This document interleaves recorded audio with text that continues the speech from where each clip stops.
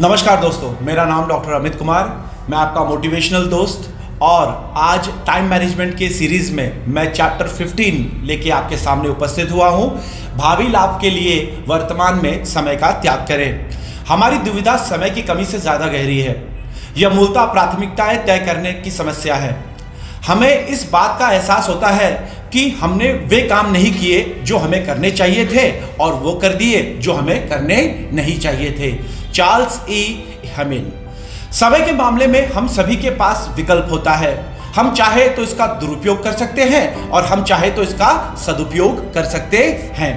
हम चाहे तो वर्तमान पल को मौज मस्ती में बिता सकते हैं और अगर हम चाहें तो वर्तमान पल को एक अच्छे यूटिलाइजेशन चीजों के अंदर में डालकर हम उसे एक अच्छा हमारा भविष्य बना सकते हैं।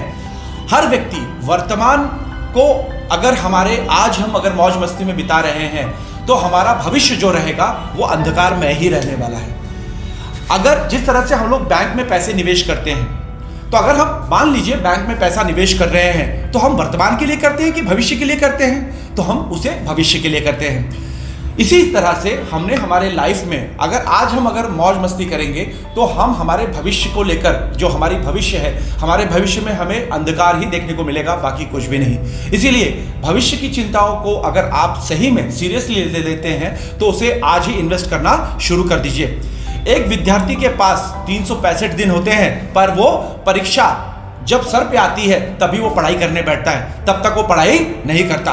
वहीं एक पढ़ाई करने वाला विद्यार्थी कैसा है? तो एक पढ़ाई करने वाला विद्यार्थी 365 दिन उसकी तैयारी करता है और जब उसकी परीक्षा आती है तो उसे वो आसानी से दे देता है। फर्क दोनों विद्यार्थियों में बस इतना ही है कि एक विद्यार्थी टॉप कर जाता है और एक विद्यार्थी एवरेज मार्कों से पास हो जाता है।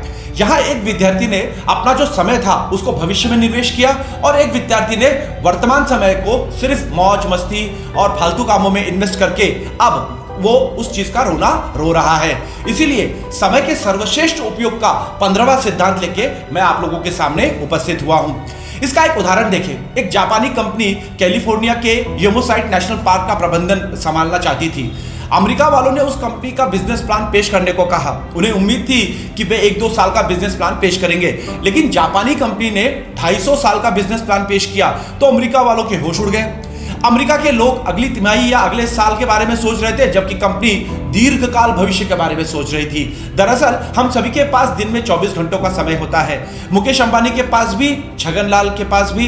अहम सवाल यह है कि आप उस समय का क्या करने का विकल्प चुनते हैं। यह इस बात से तय होता है कि आपके लिए महत्वपूर्ण क्या है, क्षणिक सुख या भावी सुख। यह आपको डिसाइड करना है। आज 6 घंटा पढ़ाई करना या कल 18 घंटे मेहनत करना, ये आपको डिसाइड करना है। इसी तरह एक सेल्समैन क्षणिक सुख की खातिर टीवी पर क्रिकेट मैच देखता रहता है, जबकि दूसरा सेल्समैन भविष्य की दीर्घकाल की चीजों को ध्यान में रखते हुए अपने भविष्य को आगे बढ़ाने की बात करता है। वर्तमान का सुख अगर आप लेना चाह रहे हैं तो भविष्य के सुख के बारे में सोचना छोड़ दीजिए। आपको दुख के अलावा कुछ भी नहीं मिलेगा। लेकिन अगर आप वर्तमान में मेहनत करने के लिए तैयार हो गए तो भविष्य में आपको सुखी होने से कोई भी नहीं रोक सकता। जब आप शहद की तलाश में जाते हैं तो आपको यह उम्मीद रखनी चाहिए कि मधुमक्खियां आपको काटेंगी। Can cannot. ये हमेशा ध्यान रखिए कि आप कोई भी चीज जब अच्छा करने जाएंगे तो आपको तकलीफ होगी। आप एक्सरसाइज करने जाएंगे, शायद आपके गले में मोच आ सकती है, आपकी पीठ में मोच आ सकती है, लेकिन 3 दिन 4 दिन 5 दिन 6 दिन ये कंटिन्यू करने के बाद क्या, उसके बाद ये चीजें आपके रूटीन में आ जाएगी। कोई भी चीज जब आप करेंगे तो पेन होगा ही। नो पेन नो गेन की जो थ्योरी है वही थ्योरी पे हमने आगे बढ़ना चाहिए। कल के सभी फूल आज के बीजों से ही पैदा होंगे, चीनी कहावत है। तो बताने का मतलब यह है कि भविष्य के लिए हमने हमेशा सचेत रहना चाहिए और भविष्य के बारे में हमने हमेशा सोचना चाहिए और भविष्य के लिए हमने आज से ही निवेश करना चाहिए। आज अगर हम भविष्य के लिए निवेश करेंगे तो हम हमारा भविष्य बहुत अच्छा बना पाएंगे। एक छोटे उदाहरण के साथ मैं अपने इस समय के 15वें सिद्धांत को कंक्लूड करूंगा। एक बच्चा है जो 12th के बाद अपने करियर के प्रति बहुत ज्यादा आशावंत है। एक बच्चा है जो अपने करियर के बारे में आशावंत नहीं है और उसे करियर में क्या करना है ये पता नहीं। दोनों बच्चे यूपीएससी की तैयारी करना चाहते हैं। अब यहाँ पे दोनों में फर्क देखिए।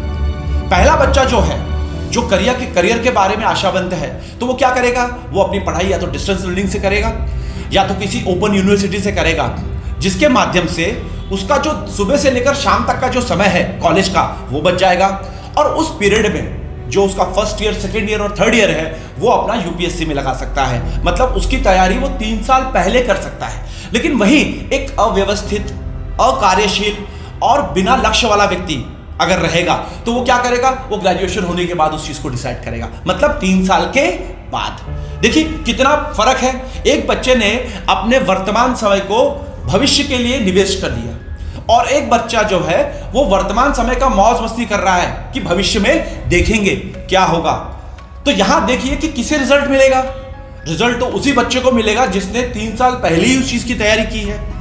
तो समय का निवेश जो है हमने बहुत सोच समझ के करना चाहिए। अगर हम हमारे समय का निवेश आज नहीं करेंगे भविष्य के लिए तो समय हमें कभी माफ नहीं करेगा। इसी समय के सिद्धांत के साथ मैं आपका दोस्त डॉक्टर अमित कुमार आपसे विदा लेता हूं। मिलूंगा फिर किसी और वीडियो में, तब तक के लिए नमस्कार।